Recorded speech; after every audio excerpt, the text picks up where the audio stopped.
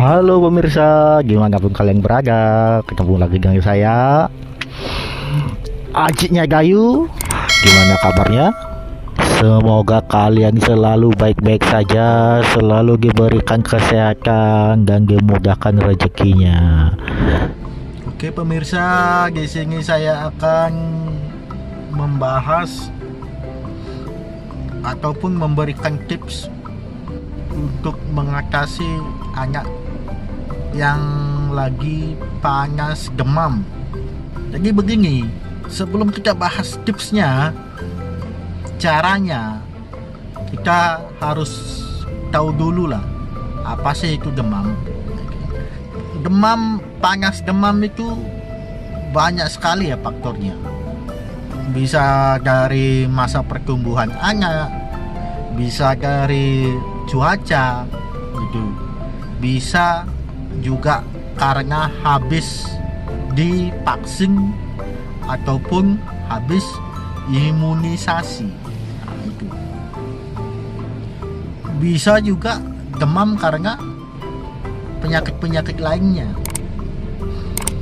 Tapi di sini saya hanya membahas panas demam yang ringan-ringan saja gitu kan. Jadi di sini saya mempunyai 4 cara.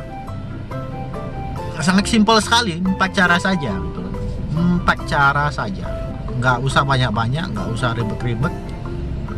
Yang simpel-simpel saja, yang mudah-mudah saja, yang efektif-efektif saja.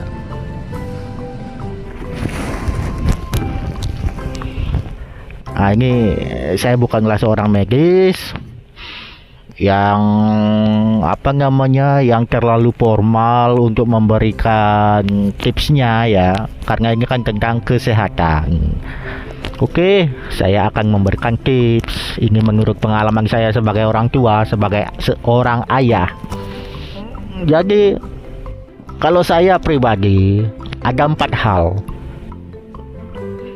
hal yang saya lakukan di saat anak saya demam begitu. Nah, di saat awal pertama kali anak saya demam, itu biasanya yang pertama itu kita sebagai orang tua harus menenangkan pikiran dulu. Kenapa bisa begitu? Agar kita tidak tergesa-gesa untuk mengobati si anak. Jadi biar tidak salah tindakan begitu kan.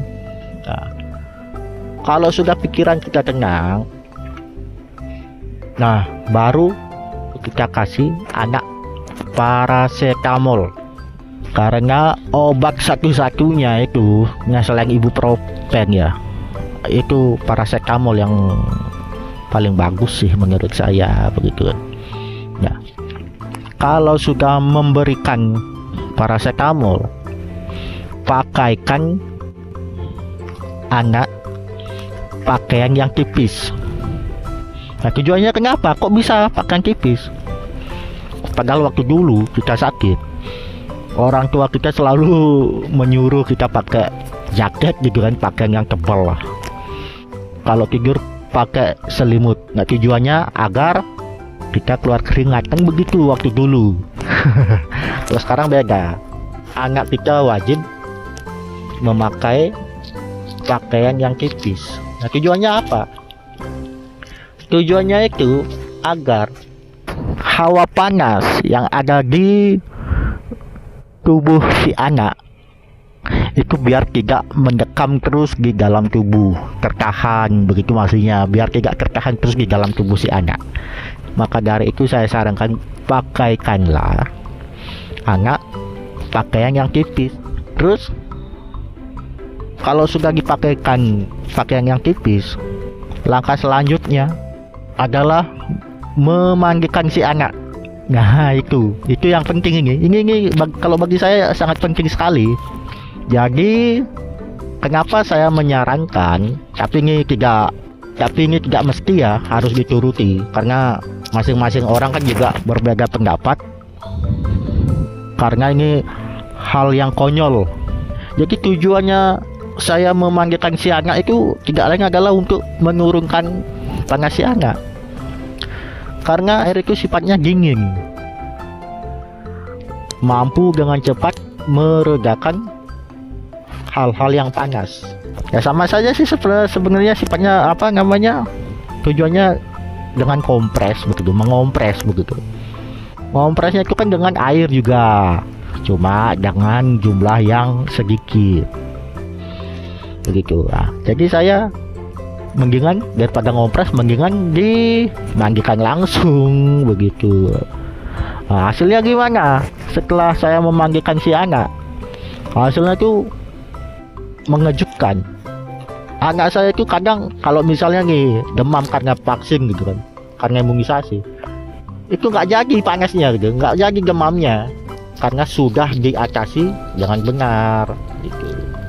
Kalau misalnya sakit karena memang hawa apa namanya, iklim yang tidak menentu, itu cuma sehari 2 hari itu udah sembuh, cepet kok. Nah jadi begitu pemirsa. Jadi saya cuma ada empat cara saja ya. Yang pertama itu menenangkan pikiran kita dulu agar tidak tergesa-gesa dalam menangani si anak. Terus yang kedua, memberikan anak paracetamol setiap 4 jam sekali. Terus yang ketiga itu memakaikan anak pakaian yang tipis-tipis saja. Tujuannya agar hawa anak kita itu tidak tertahan di dalam tubuhnya gitu. Terus yang keempat, memandikan si anak, merendamnya bila perlu. Kalau misalnya si anak suka main air, ya itu lebih bagus lagi, pasti bakalan cepet sembuh. Begitu saja sih pemirsa. Ya mungkin ini kalau misalnya dianggap bermanfaat, ya boleh ditiru, bisa dipakai tips saya ini. Kalau misalnya kurang bermanfaat, ya maaf sekali. Ini hanyalah sebuah pengalaman dari seorang bapak, bukan dari seorang medis begitu. Ya, semoga saja kita semua diberikan kesehatan, apalagi di musim pandemi ini ya. Oke pemirsa, itu saja tips dari saya. Sampai jumpa lagi, ketemu di lain waktu. Dah.